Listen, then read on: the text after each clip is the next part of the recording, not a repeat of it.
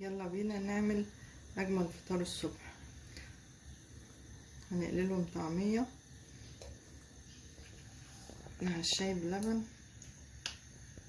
النهارده مفيش بيض. احنا بدأنا بعد الفجر برضو. صباح الخير عليكم جميعا، صباح الخير عليكم كلكم في كل مكان. احنا بدأنا بعد الفجر بس احنا عندنا مطر فكنا واقفين بنتفرج عليه في البلكونة، ده اللي اخرنا. يا رب سايبة النافعة للدنيا كلها يا رب، وخير وبركة اليوم.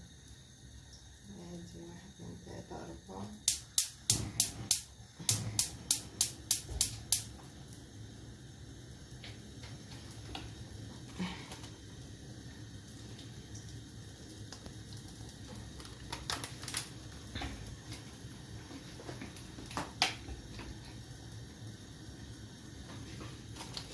نستنى الزيت بس يسخن.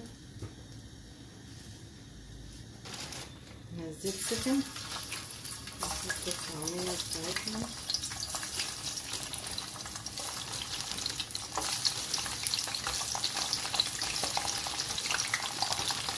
طالبة الثانوية العامة دي انا بحاول انوع لها في كل الفطار الصبح،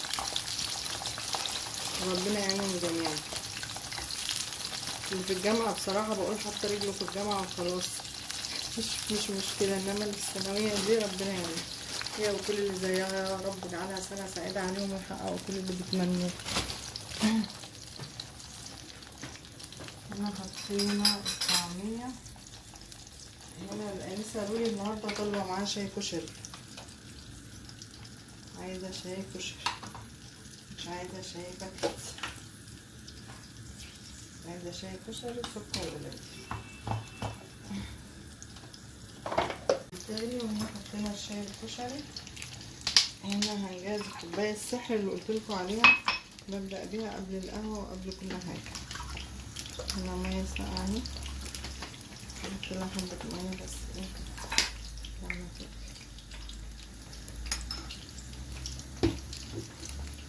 كوباية المية بالعسل دي يا جماعة انا قريتها في كتاب الطب النبوي من زمان وجربتها فعلا، بتنفع للي عايز يعمل دايت، بتنفع للي عنده املاح، بتنفع للي عنده التهاب في المفاصل. ده حصل معايا، انا بقول لكم اللي حصل معايا.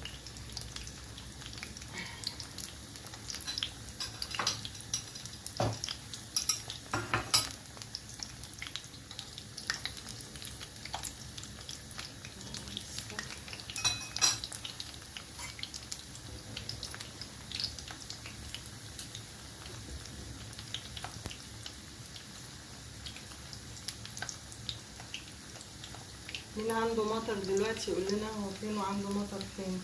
مين عنده مطر زينا.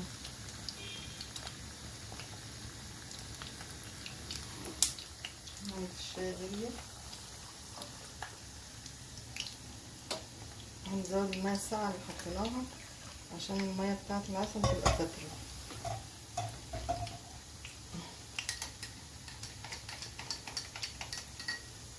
المية فترة مش سخنة عشان ما تأثرش على الفيتامينات والأملاح اللي في العسل.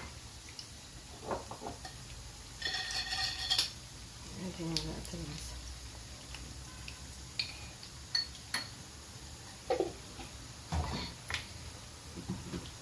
أول باول واحنا واقفين بنرجع حاجتنا مكانها عشان ما نبصش نلاقي الدنيا اتدربكت حوالينا.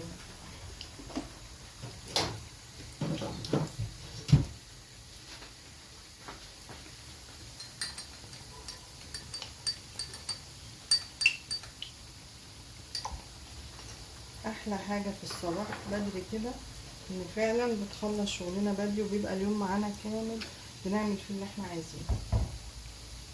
فيه بركه كبيره. الطعميه اللذيذه ريحتها طلعت.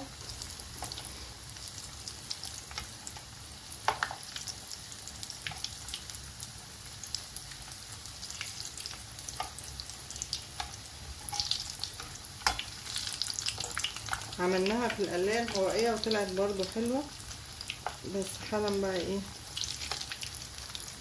طالبة معاها بالزيت فهنعملها لها كده.